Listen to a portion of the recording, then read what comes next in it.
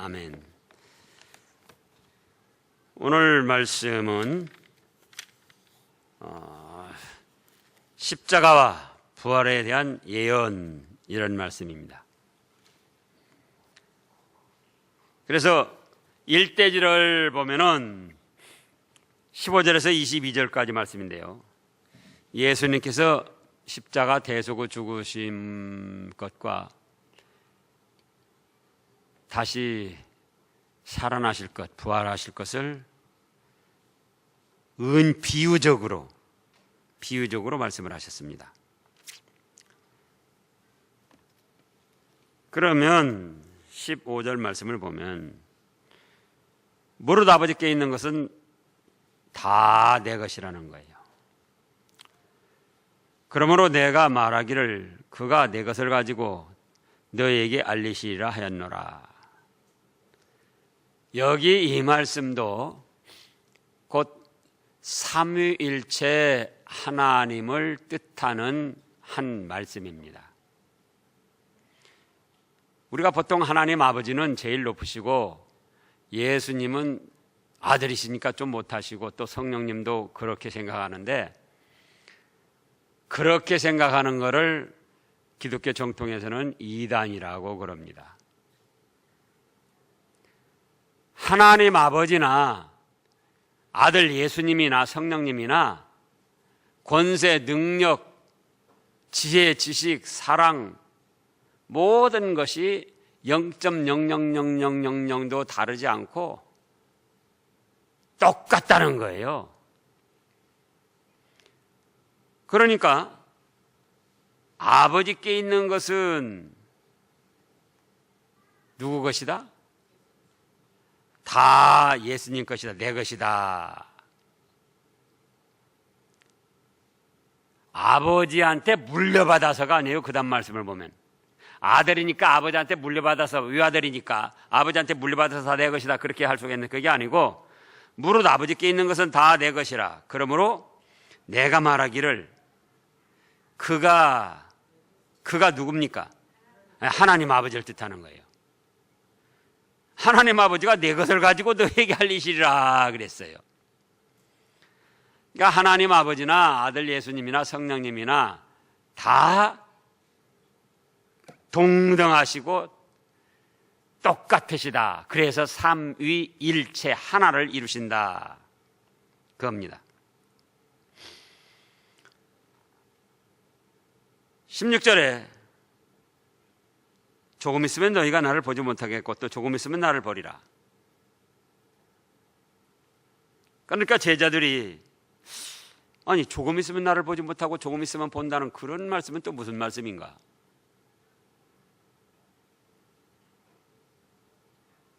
궁금했어요. 왜? 다 이해를 못하고 깨닫지를 못하니까. 이따가 제가 말씀하지만 그렇기 때문에 하나님의 말씀을 들을 때에 은혜가 되고 이해가 되고 깨달아지는 것도 있지만은 깨달아지지 않고 이해가 안 되고 은혜가 안 되는 말씀도 있어요. 그럼 그건 무엇 때문인가? 물론 전하는 쪽에서 잘 전하지 못한 것도 있겠지만 그거보다, 근데 그 말씀을 또 어떤 분은 이해가 되고 깨달아지고 은혜가 되거든요. 그러니까 여기서 지금 뭐 130, 40분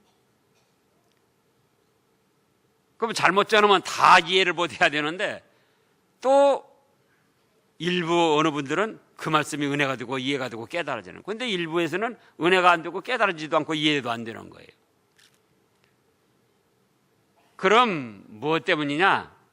하나님은 그 사람의 믿음의 정도, 사모함의 정도, 그에 따라서 깨닫게 하시고 이해가 되게 하시고 은혜가 되게 하시는 거예요. 그럼 이 말씀을 지금 누가 전합니까? 제자들이 전합니다. 예수님이 전하십니다. 예수님이 누구한테? 바로 사도라고는 바로 제자들에게 전하시는 거예요.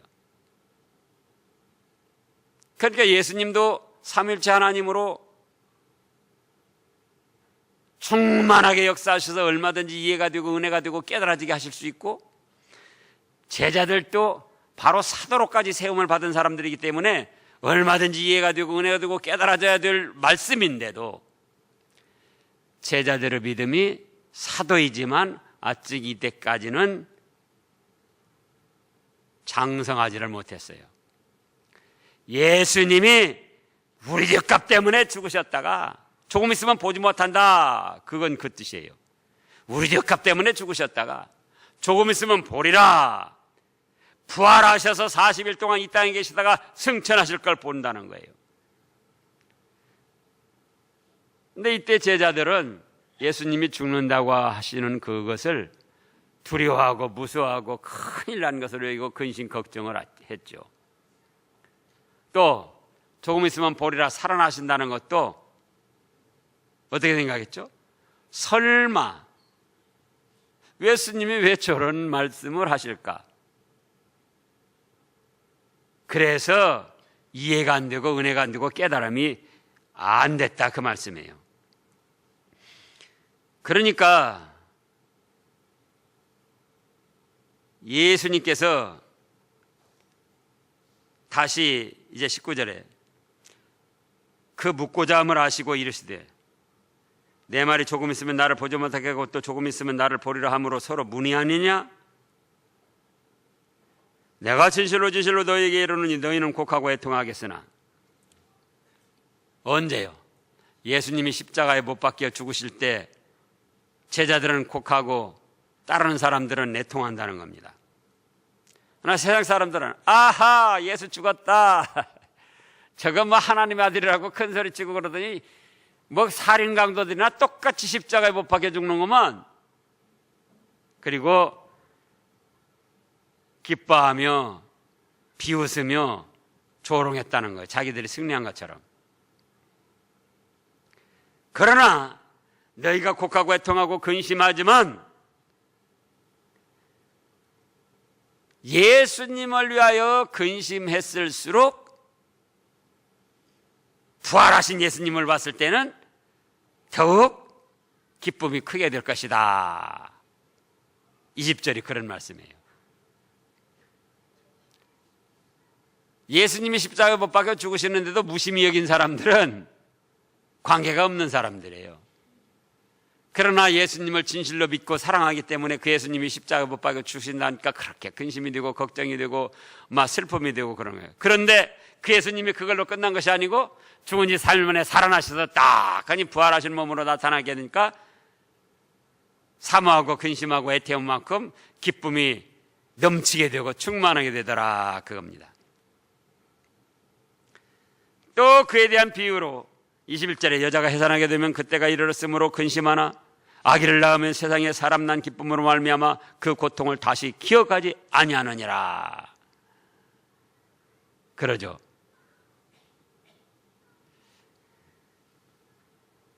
(22절) 지금은 너희가 근심하나 내가 다시 너희를 보리니 너희 마음이 기쁠 것이요 너희 기쁨을 빼앗을 자가 없으리라. 왜냐? 죽음을 이기고 살아나신 예수님은 이제 영원 무궁토록 만물을 다스리고 심판하시는 주님으로 역사하시기 때문에 그 믿는 사람들의 기쁨을 빼앗을 자가 없다, 그겁니다. 다시 예수님이 뭐 어떤 어려운 일을 당하시거나 또 마귀에게 지거나 죽음 앞에 또 한번 죽음을 당하시거나 그게 아니고 우리 죄값 때문에 한번 죽으셨을 뿐이지 다시 살아나신 예수님은 자, 너희 안에 이 마음을 품어라 곧 그리스도 예수의 마음이니 그는 근본 하나님과 동등하시나 본체이시나 동등됨을 여기지 아니하시고 자기를 낮춰 종의 형체를 가져 사람과 같이 되었고 또 마침내는 십자가에 죽으심이라. 그 다음에 뭐라고 그랬죠? 그러므로 하나님이 저를 지극히 높여 하늘에 있는 것이나 땅에 있는 것이나 땅 아래에 있는 모든 것이 예수의 무릎 앞에 예수의 발 앞에 무릎을 꿇게 하시고 주라 시인하며 하나님 아버지께 영광을 돌리게 하였느니라. 그래서 이제 살아나신 예수님은 하늘과 땅과 땅 아래에 있는 모든 것들이 예수님의 발 앞에 무릎을 꿇고 만유의 주시여 만왕의 왕이시여 영세무궁한 왕이시여 하고 높이고 섬기고 그 권세를 행하시기 때문에 그 기쁨이 충만할 뿐만 아니라 다시는 그 기쁨을 빼앗을 자가 없다 그겁니다. 그날에는 너희가 아무것도 내게 묻지 아니하리라. 내가 진실로 진실로 너희에게 이르노니 너희가 무엇이든지 그 다음에요 아버지께 구하는 것을 내 이름으로 주시리라. 24절 읽어보세요. 지금까지는 너희가 내 이름으로 아무것도 구하지 아니하였으나 구하라 그리하면 받으리니 너희 기쁨이 충만하리라. 그래서 23절부터 27절까지는 두 번째 떼지로 누구 이름으로 구하라? 예수님 이름으로 구하라는 거예요. 예수님 이름으로. 누구 이름으로 구하라고요? 예수님 이름으로. 이단 사이비 연작자들 마귀 앞잡이 노릇하는 작자들은 문선명의 이름으로 구하고 또 하나님의 교회 그 작자들은 또 무슨 뭐 장길자 이름으로 구하고 또 신천지 그것들은 또 이만희 이름으로 구하고 천부교 옛날에 박태선이 신앙촌 전도관이라고 그랬는데 요즘에는 천부교라고 해가지고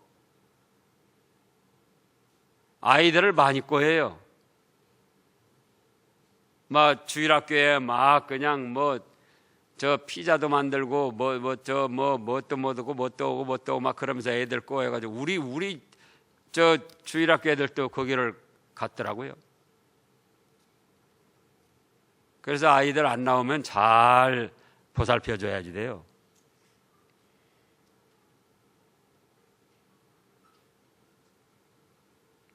그런데 예수님 이름으로만 구할 수 있어요. 예수님 이름으로만 구해야 받을 수 있어요. 마리아 이름으로도 구하면 안 돼요. 성경 66권 다 살펴보시라고요. 어디가 마리아 이름으로 구해라고 그랬어요?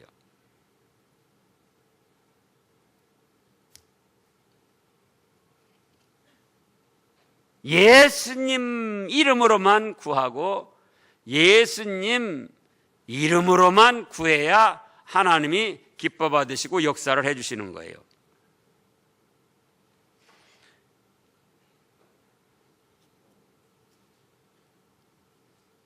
(24절을) 다시 읽어보시자고요. 지금까지는 너희가 내 이름으로 아무것도 구하지 아니하였으나 구하라 그리하면 받으리니 너희 기쁨이 충만하리라. 그러면 무엇이든지 구해야지 돼요.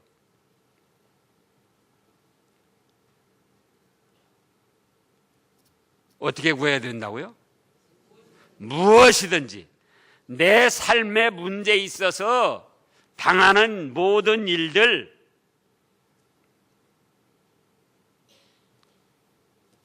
몸이 아프면 몸이 아픈 것 때문에, 마음에 고민이 있으면 고민이 있는 것 때문에, 세상짐이 무거우면 세상짐이 무거운 것 때문에, 사람 사이에 갈등이 있으면 그 갈등 때문에, 건너야 할 산이 있으면 강이 있으면 건너야 할 강 때문에, 넘어야 할 산이 있으면 넘어야 할 산 때문에,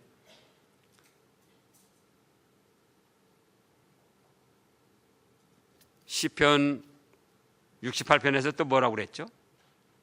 전자주 말씀에 날마다 너희 짐을 맡겨라. 날마다 우리 짐을 져주시는 하나님, 구원의 하나님을 찬송할지로다.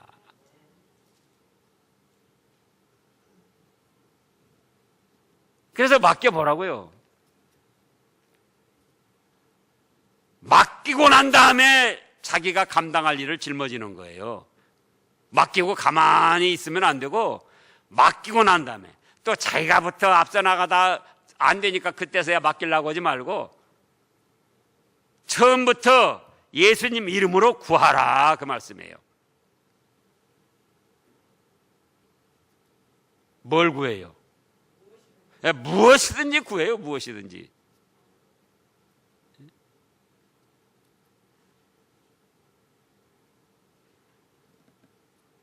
무엇이든지. 주시고 안 주시고는 하나님 아버지께서 알아서 하시는 거예요. 아이들이 부모님이 꼭 해줄 것만 골라서 요구를 합니까? 그런 아이들이 어디가 있어요?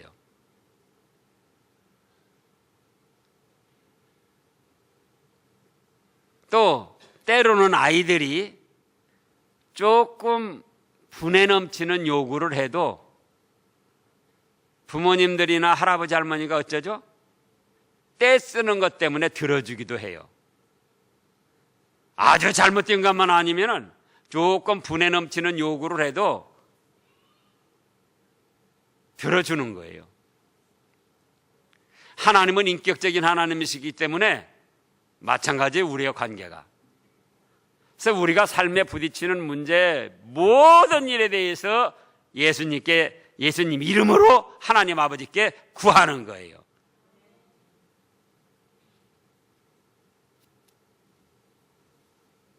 사소한 일에서부터 큰 일까지, 큰 일에서부터 사소한 일까지.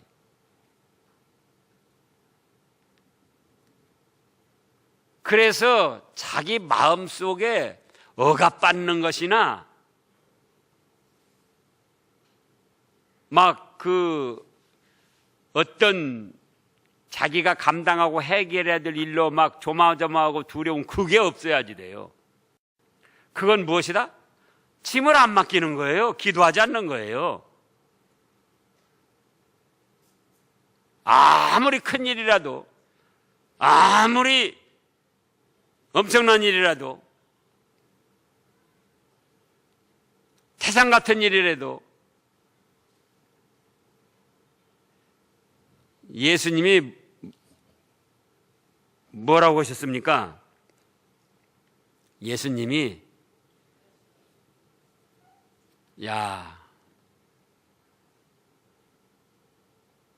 내가 감당할 수 있는 일만 구하고 맡기고 조금 큰 일들은 나는 감당하지 못하니까 너네들이 어떻게 알아서든지 마음대로 해라.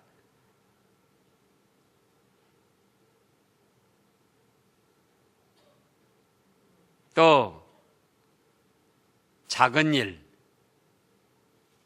사소한 일, 그거는 니네들이 알아서든지 마음대로 해라. 그러시는 게 아니에요. 자립적이면서도, 우리가 자립적이면서도 사소한 일에서부터 큰 일까지 다 예수님 이름으로 기도하는 거예요. 아이들이 자립적이면서도 사소한 일에서 큰 일까지 다 아버지 어머니에게 한 번씩 의논을 한단 말이에요. 그러면 좋습니까? 나쁩니까? 자기가 능히 그래요. 며느리가 음식 솜씨가 좋아가지고 음식을 아주 잘해요. 우리 나점선 집사님처럼 많이 좋아져요. 근데 시어머님한테 어머니 간 좀 보세요, 맞는가? 음식 해가지고 이렇게 물어보면은 시어머니가 뭐라고 그러죠? 좋아하죠. 네. 귀찮게 나한테 뭐 달라고 그런 거 맛보라고 그러냐?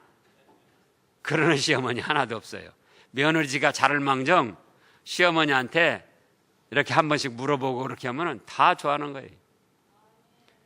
그런 이치나 마찬가지다 그거예요.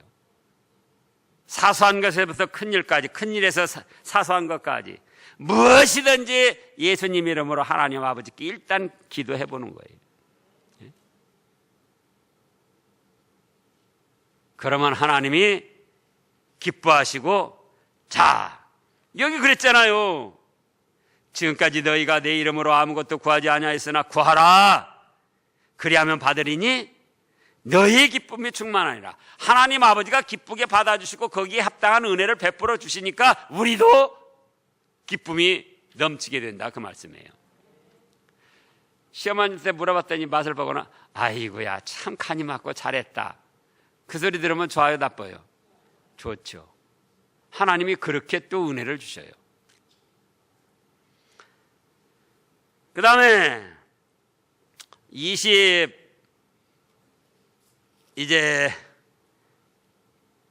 8절 말씀부터 보면은 세 번째 대지로 환난을 당하나 담대하라 그럽니다. 환난을 당하나 담대하라.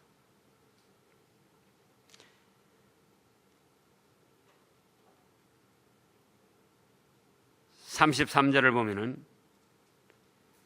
이것을 너희에게 이르는 것은 너희로 내 안에서 평안을 누리게 하려 함이라. 그 다음에요. 세상에서는 너희가 환난을 당하나 담대하라. 내가 세상을 이겼노라. 28절부터 보면 내가 아버지께서 나와 세상에 왔고 다시 세상을 떠나 아버지께로 가노라. 다시 말씀하신 거예요. 조금 있으면 너희가 나를 보지 못하게 하고 조금 있으면 보리라. 그 말씀을 이제 조금 더 확실하게 다시 말씀하신 거예요. 29절 제자들이 말하되 지금은 밝게 말씀하시고 아무 비유로도 말씀하지 아니하시는구나. 이제 좀 깨달은 거예요. 우리가 지금에야 주께서 모든 것을 아시고 또 사람의 물음을 기다리지 아니하는 줄 아나이다. 이로써 하나님께로부터 나오심을 우리가 믿사옵나이다. 31절 읽어보세요. 예, 이제 조금 깨달아지냐? 이제 믿어지냐? 이제 좀 철이 들었다. 그래서 이 믿음이라는 것도 자라나는 거예요. 자라나는 거. 은혜도 자라나는 겁니다. 깨달음도 자라나는 거예요. 자기 믿음의 정도만큼 자라나는 거예요. 32절에 보라 너희가 다 각각 제 곳으로 흩어지고 나를 혼자 둘 때가 오나니 벌써 왔도다. 그러나 내가 혼자 있는 것이 아니라 아버지께서 나와 함께 계시느니라. 그래서 삼위일체 하나님이시다 그거예요. 혼자 있는 것 같지만 하나님 아버지가 계시고 성령님이 또 함께 하시고, 성령님이 지금 하시는 것 같지만 그 배후에 하나님 아버지와 예수님이 또 함께 하시고, 33절 이것을 너희에게 이르는 것은 너희로 내 안에서 평안을 누리게 하려 함이라. 세상에서는 너희가 환난을 당하나 뭘 당한다고요? 환난을 당합니다. 무거운 짐도 지고 넘어야 할 산도 있고 건너야 할 강도 있고 때로는 감당해야 할 질병도 있고 사람 사이에 갈등도 있고 세상에서는 환난을 당한다는 거예요. 그러나 뭐라고 그랬습니까? 담대하라. 담대하라. 내가 이미 세상을 다 이겼다. 마귀도 이기고 죄도 이기고 죽음도 이기고 내가 다 이기고 너희 대장이 돼서 너희 배후에서 도와주고 내 이름으로 기도하면 들어줄 텐데 뭐가 걱정이냐? 그러잖아요.